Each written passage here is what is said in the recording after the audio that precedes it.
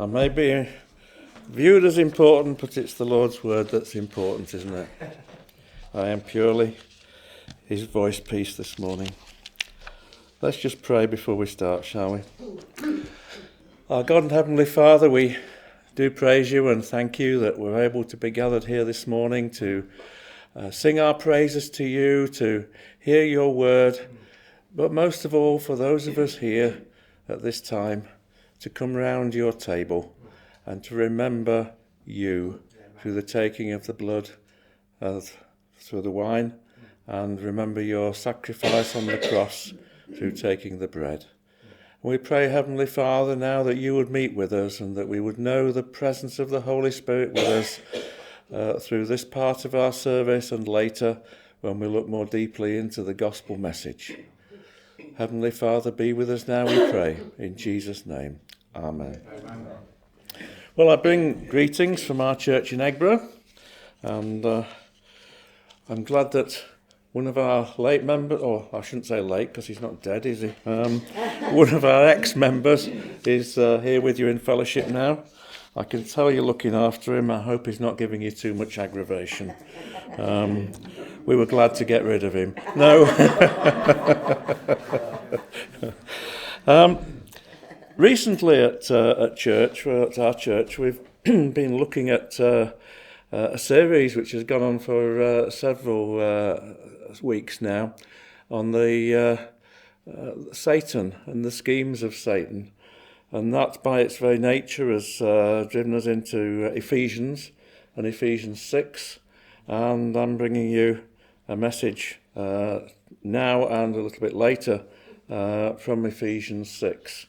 If you haven't read the book of Ephesians recently, it's an excellent book to get into, to remind ourselves of how we should be as a church. And Ephesians 6 summarises particularly the work of reconciliation that was made possible through Christ and the impact that it can have on the lives of mankind.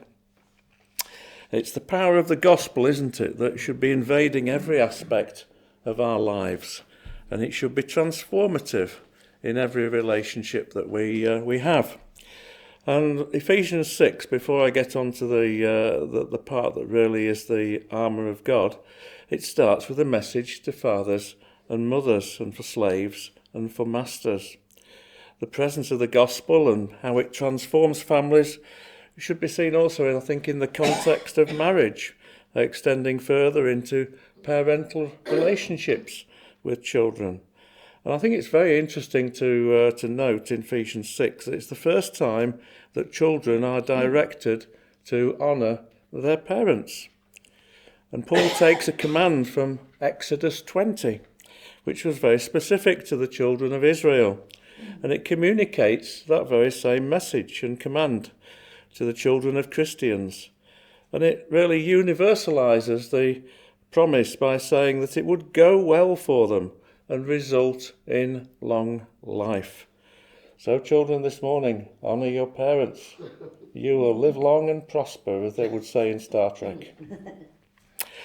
We're watching you. However, it's also important for all the adults here this morning to remember that this is a two-way road. It's not a one-way road. And there's a special message for fathers particularly to not provoke their children, rather to raise them up in the Lord.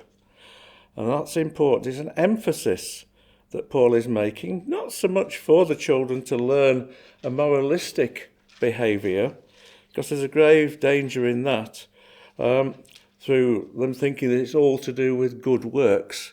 But we know that it's not, don't we? It's obedience that should come from the heart.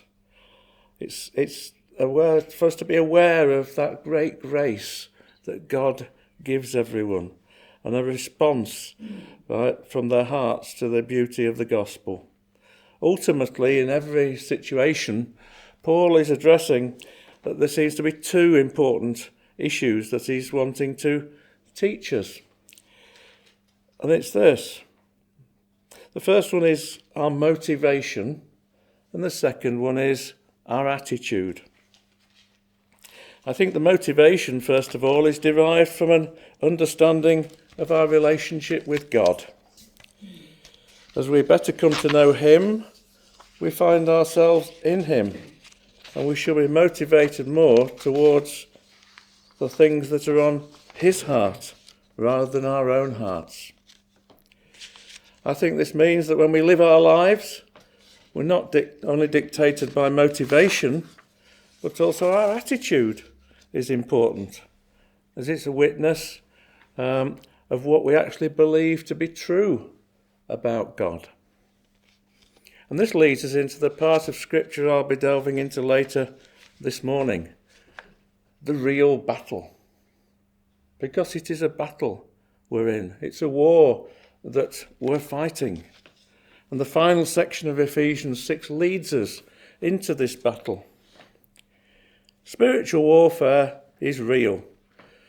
I'm pretty much certain that most of you around here will have already experienced it if you're a believer. And you should be equipped in every way to respond to the battle that is in hand. It's here that our motivation for living a worthy life, worthy of the gospel, it comes into play at this point, as we see it's part of a much bigger picture of what's going on, the spiritual battle that's in this world. And it's an evil place that we live in when you really start to look at it. I mean, I've been a Christian since 1982. I've been in several churches, and I have to say that I think there's a great naivety in a lot of places, a lot of churches, where the real battle isn't seen. It isn't recognised. Christians live, should I say, normal lives rather than recognising the nature of the battle and being prepared and in a position where they can fight it. But Paul gives a very clear direction in Ephesians 6 in how to prepare for this battle. He's drawing on imagery that comes from the prophecies of Isaiah. In Isaiah we see that God is a warrior, fully dressed from head to toe in battle, because his plan is to go out and restore and redeem his people. And God has placed us and called us as Christian people because we are the soldiers who will go out and do the work in this life to restore and redeem his people. And we shouldn't forget that. It's through his grace and his choosing that he saves them, but he uses us as the foot soldiers. At the time that Paul was writing, the people of Ephesus would be instantly drawn to the Roman military and the armour that they wore. And it's quite clear that we're given this armour for a reason. Paul is saying to us that we must be made strong and strengthened. Again, the activation of this strength is through the empowerment of the Holy Spirit. And when we become Christians, we get another sense, that sense of a spiritual link with God. That's part of why we're here this morning. And what's compelling is we're not just putting on any old armour. We're putting on the very armour that God himself wants us to wear. But it also tells us that we're putting off our old self earlier in the book of Ephesians. I think implicit on putting on the new self, or the armour of God, is the need for the believer to put off the old self. And this is how we recognise Christians, isn't it? That we're not instantly perfect that minute that we are saved. But over time, and that can be a long time. You know, I started in 1982 and I'm still trying to get that old self off in many respects. Some of you have probably been at it perhaps longer than I have. It's hard work, isn't it? But we're called to put off our old self. As we put on the armour of God, consider this. God provides the armour and the spiritual gifts that we need. Our victory is wrapped up first and foremost in God's victory. Right? And it's his victory as we change. We change in our position and our relationship with Christ as we go on in life. Just summarising the armour of God passage itself. Be strong in the Lord and put on the full armour of God.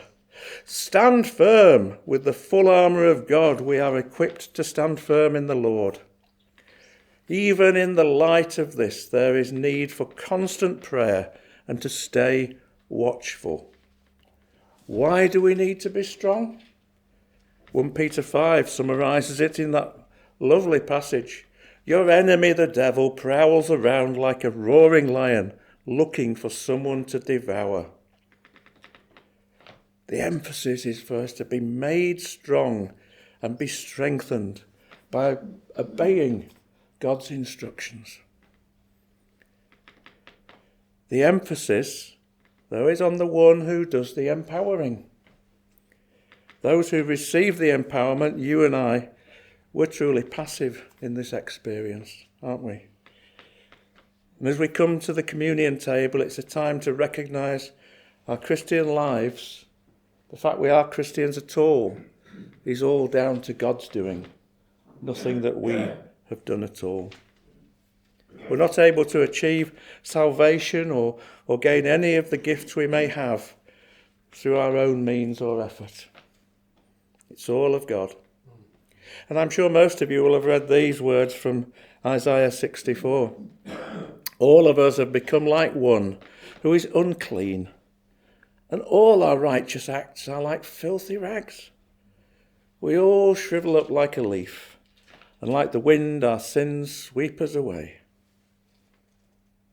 But we have our Lord Jesus as Christians.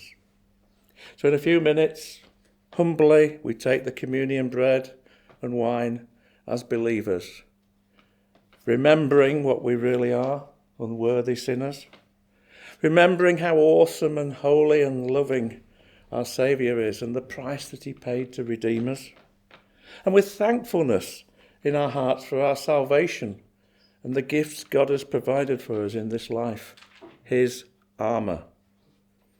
I'll be talking more about that a little later.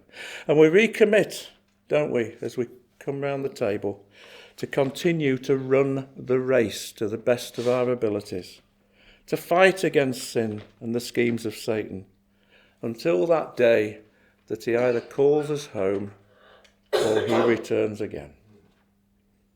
May the Lord bless his words to us this morning. Amen.